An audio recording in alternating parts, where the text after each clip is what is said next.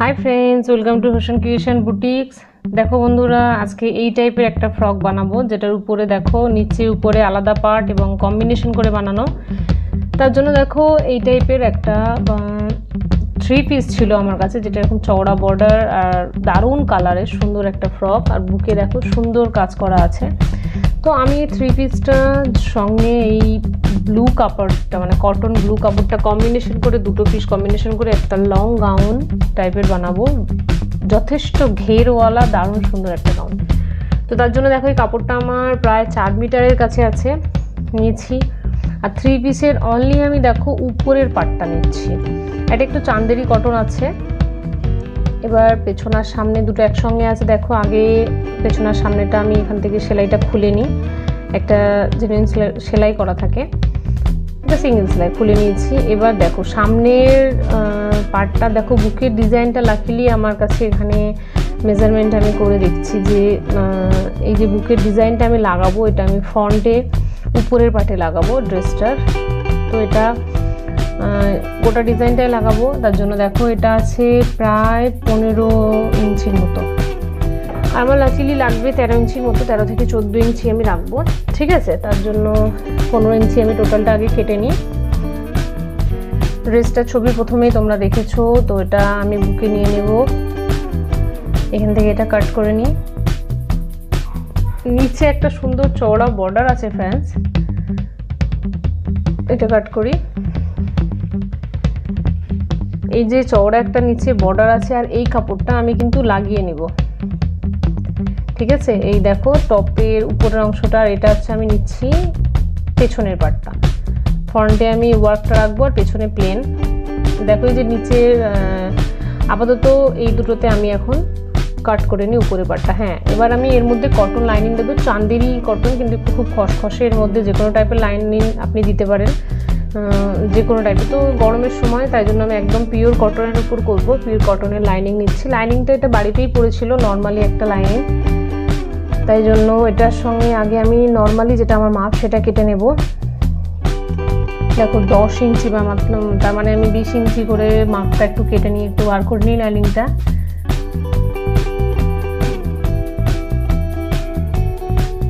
কতটা আমার লাগবে 10/15 করে লাইনিংটা আমি কেটে নিয়েছি। তো এই লাইনিং লাগাবার সময় একটু মনে রাখতে হবে, লাইনিংটা একটু বেশি বুকের মধ্যে একটু রাখতে হয় উপরের অংশে, তাহলে পরে কাপড়টা সিঙ্ক হয় না বা টাইট হয় না। তো যাই হোক, লাইনিংয়ের উপর আমি মেজারমেন্টটা নিয়ে নিই। দেখো মেজারমেন্ট আমি শোল্ডারে মেজারমেন্ট করছি। শোল্ডারের মেজারমেন্ট আমি এখন 7.5 রাখছি।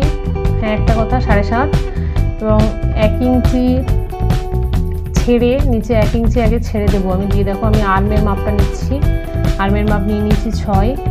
তো আগে আমি এই 1 ইঞ্চিটা টেনে নিই সেলাই মার্জিনের জন্য। এবার ঘাড়ের মাপ নিলাম 2.5, ঠিক আছে, 2.5 ইঞ্চি নিলাম আমি। কাঁধের মানে গলার মাপটা নিয়েছি। এবার গলার ডিপটা, সামনের গলার ডিপ উপরে 1 ইঞ্চি বাদ দিলে আমি নিচে 4 ইঞ্চি নেব, ঠিক আছে। 1 ইঞ্চিটা আলাদা করে নিলাম, সেলাই মার্জিনে যাচ্ছে তার জন্য 4 ইঞ্চি নিয়েছি। সেলাই মার্জিনের পর 4 ইঞ্চি, হ্যাঁ, একটু রাউন্ড শেপ দিয়ে গোল গলা কেটে নেব। এবার কাঁধ থেকে আমি চেস্টের মাপ নিই, চেস্টের মাপ 5 ইঞ্চি রেখে চেস্টের মাপ নিচ্ছি। 5 ইঞ্চি মানে উপরে কিন্তু আমার 1 ইঞ্চি আছে, হ্যাঁ, টোটাল তার মানে 6 ইঞ্চি থেকে আমি নিচ্ছি। এবার চেস্টের দেখো টোটাল আমি নিচ্ছি, দেখো 9 হলে আমার আশা করি হয়ে যাবে। 1 ইঞ্চি মার্জিনের জন্য রেখে দেব, 9 তার সঙ্গে প্লাস 1 ইঞ্চি, ঠিক আছে, মানে 10 করে নিচ্ছি। এবার এটা আমি আর্মটার ডিজাইনটা করে নিই। এবার কাঁধটা আমি এত চওড়া না রেখে একটু কমিয়ে নেব, ঠিক আছে, কাঁধটা আমি এত চওড়া রাখবো না। এবার আমি কাট করে নিই। আগে আমি আর্মের কাটটা আর বডির কাটটা করে নেব নিচের অংশের।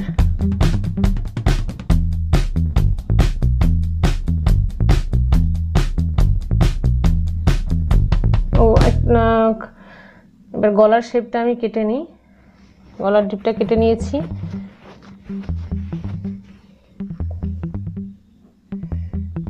এবার এটা ব্যাকে আমি চেন লাগাবো, তার জন্য অল্প একটু কাট দেব, বেশি দেব না। এই গলাটার সঙ্গে রাখতে হবে, তাতে আমার কাঁধটা সেলাইয়ের সময় কোনো অসুবিধা না হয়, ঠিক আছে? তাই এটার সঙ্গে মেপে আমি এখানে কাট লাগাবো। সামান্য 1 ইঞ্চি করে কাট লাগিয়েছি।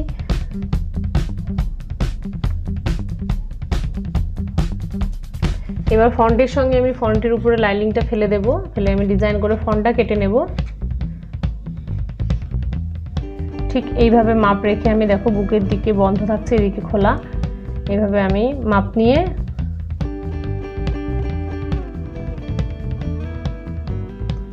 প্রথমে সব লাগিয়ে নিয়ে আমি সামনের মেজারমেন্টটা, এটা ফ্রন্টেরটা কেটে নেব।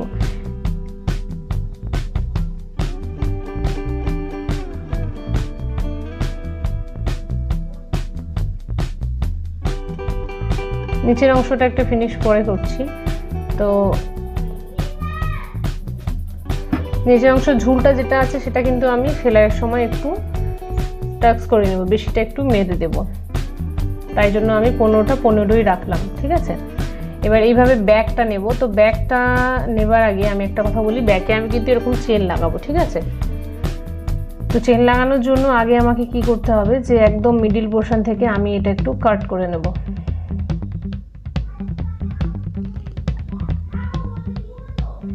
মিডল পোর্শন থেকে আগে কাট করে নিই।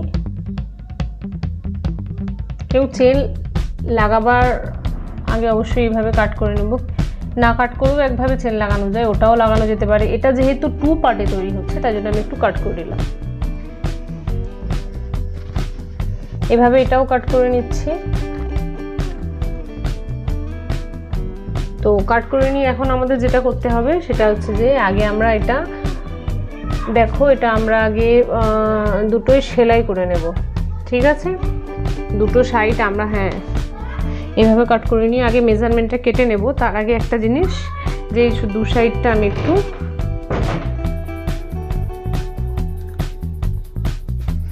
সেলাই করে নিয়েছি। সেলাই করে নিয়ে এইভাবে দেখো দেখা যাচ্ছে, সেলাই করে এই দিকেরটাও এর সঙ্গে সেলাই করে নিলাম, এইভাবে বসিয়ে দেবো। এবার আমি চেনটা কিন্তু এইভাবে সুন্দর করে চেনটা এইভাবে বসাতে হবে।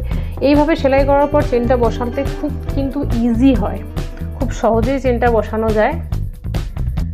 একটা জিনিস মাথায় রাখবো, যে চেনটা যেন ঢাকা পড়ে, এইভাবে একটু সরিয়ে আমাকে সেলাই করতে হবে। তো দেখো সুন্দরভাবে সেলাই করে নিয়েছি এবং চেনটা অলরেডি আমার ঢাকাও আছে, দেখা যাচ্ছে না জিপারটা একদমই, ঠিক আছে? এবার আমি এদিকে ফিনিশিংটা করে নিই। চেনটা লাগানোর পরে এই জন্য করলাম কি, চেন লাগাবার সময় অনেকটা লাইন কাটা পড়ে, ঠিক আছে? তাই জন্য আমি অবশ্যই আগে কেটে নিয়ে নিই মেজারমেন্টটা। এবার আমি মেজারমেন্ট দেখতেই পাচ্ছ একটু এইভাবে রেখে কেটে নেব, ফিনিশিং দিয়ে কেটে নিয়ে। এই যে ব্যাস আমি সামনের পার্টটা এইভাবে রেখে দেব, রেখে আমি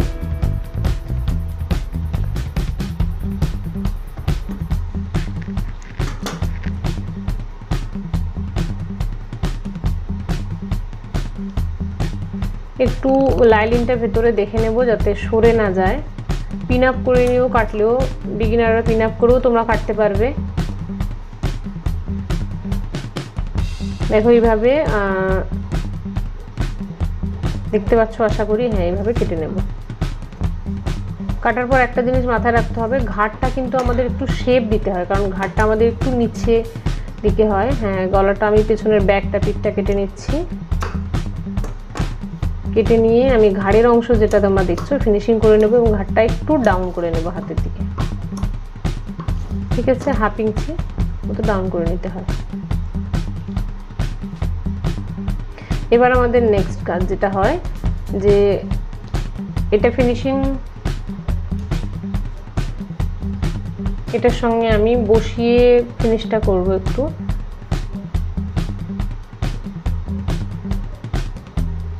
দেখে নেব আমার শেপটা একদম ঠিকঠাক আছে, ব্যাক আর ফ্রন্ট।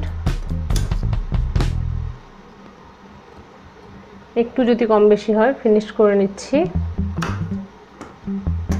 সামনেরটার সঙ্গে আমাকে অবশ্যই মেপে নিতে হবে, ঠিক আছে?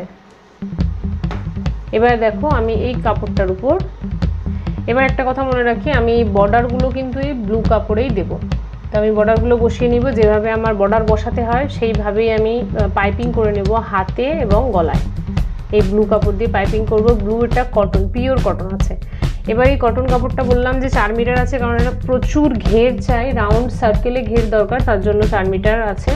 তো দেখো এটা আমি 4 ফোল্ড, ডাবল তো করতে হয়, ডাবলের পর আরও আমি 4 ফোল্ড করেছি। দেখো 4 ফোল্ড করেছি, তার সঙ্গে আরও একটা কর্নারের সঙ্গে মিলিয়ে ফোল্ড করলাম। তো 8 ফোল্ড হয়ে গেল অলরেডি। এই যে 8 ফোল্ড হয়েছে। এবার আমাকে যেটা আমব্রেলা কাটিং ওয়াইজ হয় সেইভাবে আমি কেটে নেব। কোমরটা আমার যেটা নেওয়ার দরকার, দেখো আমি 4 ফোল্ড যাতে করেছি, 8 অনেকগুলো ফোল্ড করা হয়েছে, তার জন্য আমি ডাবল ফোল্ডের জন্য আমি 4 নিচ্ছি, কারণ আমার টোটালে কোমরটা 8 লাগবে। 4 নিব আর একটু ডিপ করে নেব, ঠিক আছে? এইভাবে রাউন্ড করে নিতে হবে, তাতে আমার ডিপটা এসে যায়। মনে রাখবে অবশ্যই কোমরের রাউন্ডটা করার সময় যেটা আমার তার থেকে একটু আমি কম নেব, 1/2 ইঞ্চি। এবার লং যেটা আছে, দেখো লং আমার এখানে মেজারমেন্টে আমি দেখতে পাচ্ছি প্রায় 33-এর কাছাকাছি আমার লাগবে। তো এইভাবে নিতে হবে, এইভাবে ঘুরিয়ে ঘুরিয়ে নেব একদম কর্নার থেকে, যেখান থেকে আমি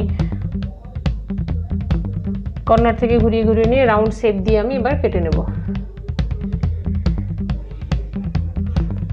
আমি বলেছিলাম যে আমি এই কাট করে নেবার পর আমি কিন্তু যা কাপড় আমার 3 পিসের উপরের পার্টটা ছিল সবটাই আমি কাজে লাগাবো, ঠিক আছে? তার জন্য আমি এই ব্লুর মিডিলে ওই টপের কাপড়ের অংশ কিছুটা অ্যাড করব, যাতে ফ্লেয়ারটা আরও বেশি হয়, ঠিক আছে? তার জন্য আগে আমাকে কাট করে নিতে হবে। হ্যাঁ, বাকি যে অংশটা আমার ছোট ছিল, একদিকে আমার একটু কম ছিল। দেখো এই যেভাবে আমি 4 পার্ট করলাম না, করেছিলাম, এবার দুটো বার করে নিতে ঠিক যেন রাউন্ড শেপ আসলো।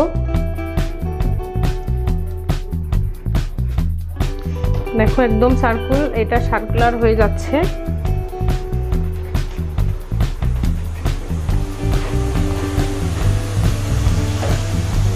যে অংশটা আমার বাকি ছিল সেই অংশটা আমি এইভাবে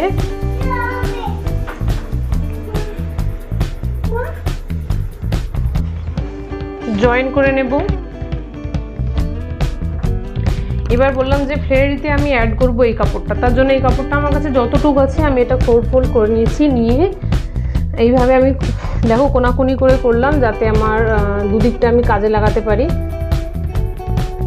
এটা হচ্ছে তোমার, হ্যাঁ এইভাবে কাট আমরা কখন করি, আমরা লেহেঙ্গা বা আনারকলি বানাবার সময় এইভাবে কাট করি।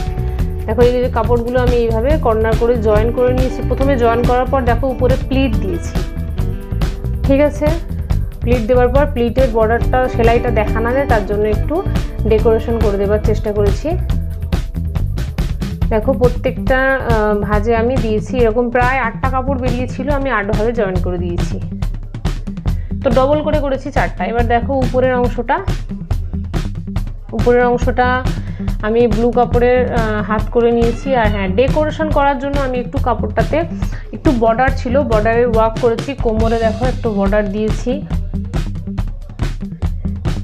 জয়েন্ট ন্যাচারালি দেখাতে হয় না, এগুলো সবাই করতে পারে, তাই দেখালাম না। এইভাবে কোমরে বর্ডার দিয়েছি। এটাই সিঙ্গেল চেইন কেটে আমি দেখো সুতোটা যাতে দেখা না যায়, যেখানে প্লিট ফেলেছি, দুটো কাপড়কে প্লিট সেইখানে দিয়েছি। আর এটা দেখো মিডিল থেকে দেখা যাচ্ছে, দেখতে খুবই গর্জিয়াস হয়েছে স্কার্টটা, সরি গাউনটা। দেখো হাতে পাইপিং দিয়েছি ব্লুর, গলাতে দেওয়ার প্রয়োজন হয়নি, লাইলিনটাতেই বর্ডার করে নিয়েছি, ওই জন্য প্রয়োজন হয়নি, তাই দিলাম না। আর পরে দেখো এইভাবে দেখতে অসাধারণ একটা সুন্দর গাউন তৈরি হয়ে গেল। এবং তোমাদের যদি পছন্দ লাগে অবশ্যই লাইক কমেন্ট শেয়ার করবে, আর আমাকে কমেন্ট করে জানাবে কেমন হয়েছে। দারুণ, বেশি প্রচুর ফেয়ারি একটা, দেখো সুন্দর। এই যে যার জন্য হয়েছে তাকে পরতে তো অসাধারণ লেগেছিল। দেখো বিশাল বড় ঘের, আর খুবই সুন্দর, কম টাইমের মধ্যে, বেশি সময় লাগেনি তৈরি করতে, শুধু জোড়াতে হয়েছে। তো ঠিক আছে, দেখা হচ্ছে নেক্সট ভিডিওতে। অবশ্যই লাইক কমেন্ট শেয়ার করবে, সাবস্ক্রাইব তো প্লিজ করবেই। Thank you, take care, bye by.